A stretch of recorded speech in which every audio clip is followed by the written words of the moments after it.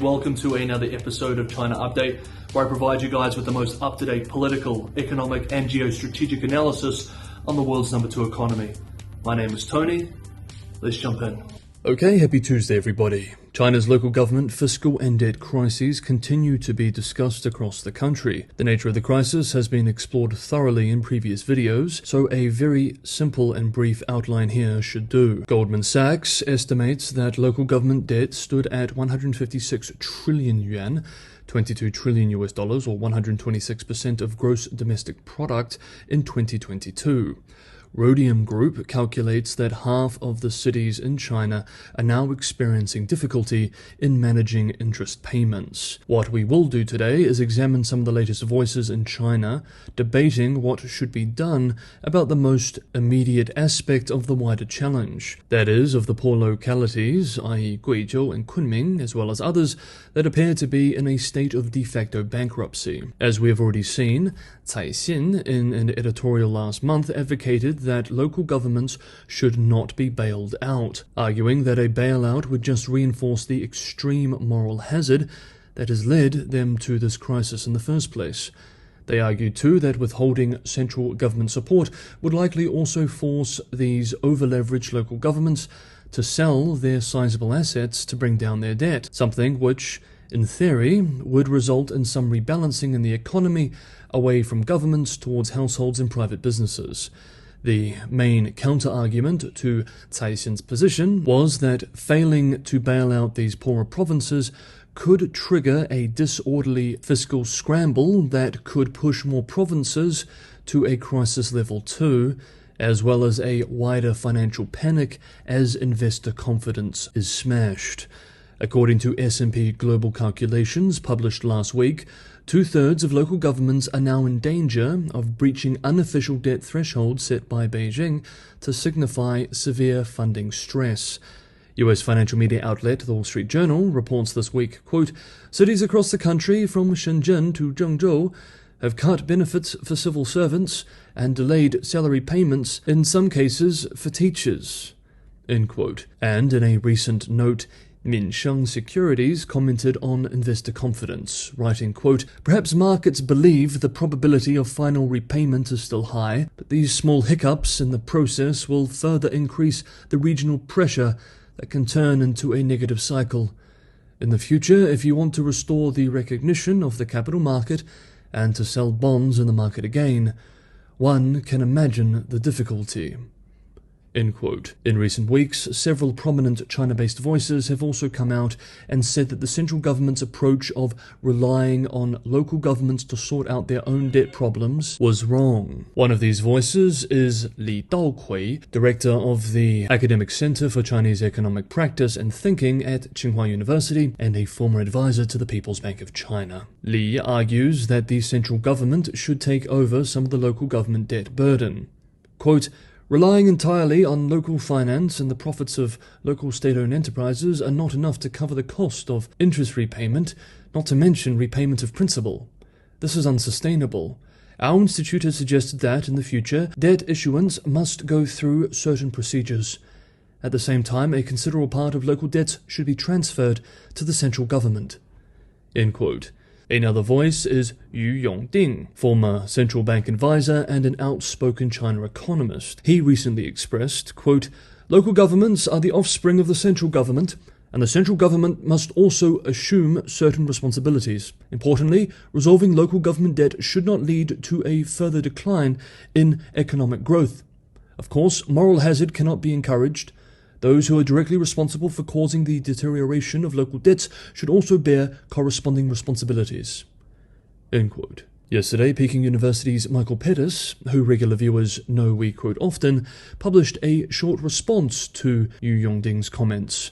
Pettis argues that the local debt crisis is more complicated than Yu suggests, adding, as he has argued for years now, that as long as Beijing sets GDP growth targets above the real underlying growth rate of the economy, the only way to meet these targets was through unsustainable increases in debt, and because Beijing charged local governments with generating this excess burden, it was inevitable that they would end up with the unrepayable debt burdens. Quote, "I'm sure there was some irresponsible and unethical behavior, but that wasn't the real cause of the debt. It was structural. So, in that sense, Beijing should indeed bear the responsibility, as you note, but that doesn't mean it should step in and bail local governments out. This isn't about morality. At the end of the day, the only way to resolve the bad debt issue is to decide who should absorb the costs of writing down overvalued infrastructure assets. It was in the creation of vast amounts of uneconomic infrastructure that the debts were run up and their repayment made impossible. While this is ultimately a political decision, I would argue that among the least damaging ways for the economy would be to force local governments to liquidate the many assets they own as a way of absorbing the cost of the debt. This, of course, is the point that we just made above. Pettis continues, "The point is that this shouldn't be about who should bear moral responsibility, but rather about whether China is better off forcing households to absorb the cost, or businesses, or local governments, or the central government. That's what should drive the decision." End quote. Finally, for part 1 of today's video, in a sign that Beijing is indeed very aware of growing investor concerns surrounding this local fiscal and debt crisis, on Monday, state-run Xinhua published a special report reassuring the country's investors that local government debt is manageable and that the authorities have enough financial resources to avoid risks from spreading, adding that the current challenge is that, quote, "the distribution of local government debt is unbalanced, with some regions exposed to relatively high risks and under rather big principal and interest payment pressure," end quote, but that, quote, "no systemic risk will occur," end quote. When the government has to publish a piece to tell investors that no systemic risk will occur, I can imagine for investors it's not particularly reassuring. Next up, another US-China military incident, this time in the Taiwan Straits, and national security policy. Hey guys, if you enjoyed today's episode of China Update, don't forget to hit that like button. It's just me making these episodes every day. It's a lot of work, but your guys' support is a huge source of motivation. Subscribing and sharing is a huge help as well, and for those who can go the extra mile and help me keep the channel financially sustainable, Patreon and Buy Me a Coffee links are in the description below. Thank you so much, everybody, for the ongoing support. On Sunday, the US Navy released a video of what it described as an unsafe interaction where a Chinese warship passed in front of a US destroyer. The US Navy vessel, followed by a Canadian vessel, was transiting the Taiwan Strait in what the US calls a freedom of navigation exercise.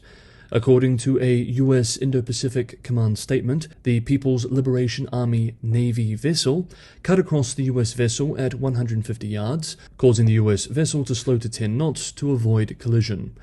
Just like the recent Washington complaint about a People's Liberation Army Air Force fighter jet flying across a U.S. reconnaissance plane operating in international airspace in the South China Sea, Beijing has come out swinging, blaming the incident entirely on the U.S. side.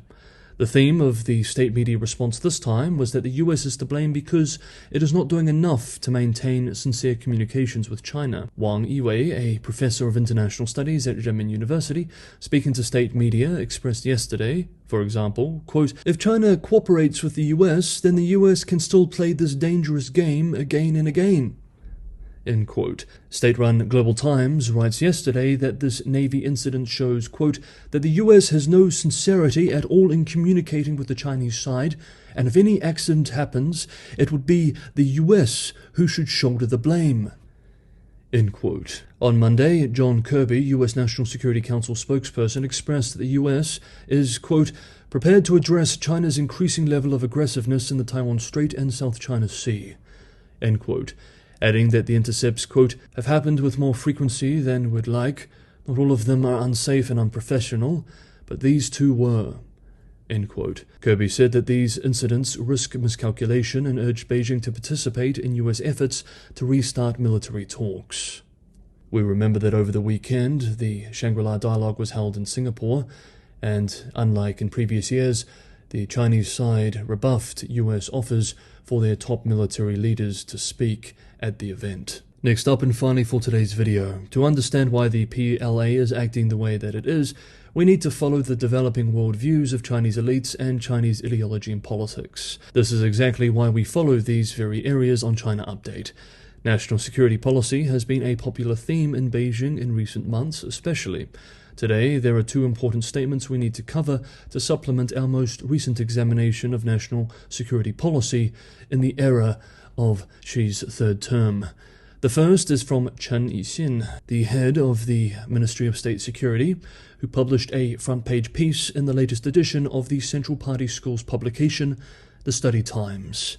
Quote, "We must take the lead in the study of the law with focus on the newly amended anti-espionage law of the People's Republic of China and systematically grasp national security laws and regulations.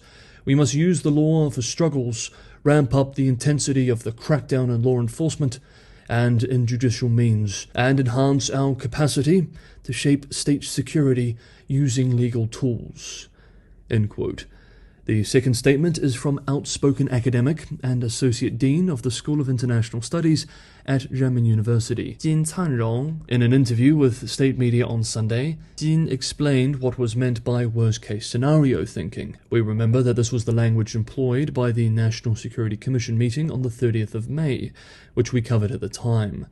Jin says that, quote, "The worst-case scenarios thinking refers to challenges such as a massive geopolitical crisis or another global financial crisis.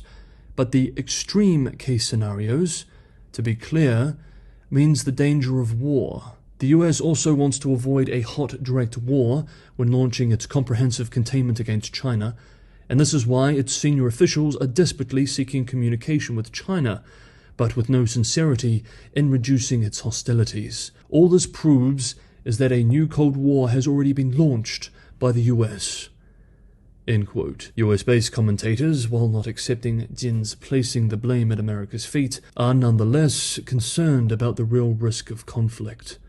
Quote, "From the way Xi has been hardening the system and building up reserves of all sorts of strategic goods, it does appear that leadership is preparing for the possibility of war." End quote. Okay, that is today's episode of China Update. Thank you so much everybody for watching. Have a wonderful Tuesday wherever you are, and I will see you all tomorrow.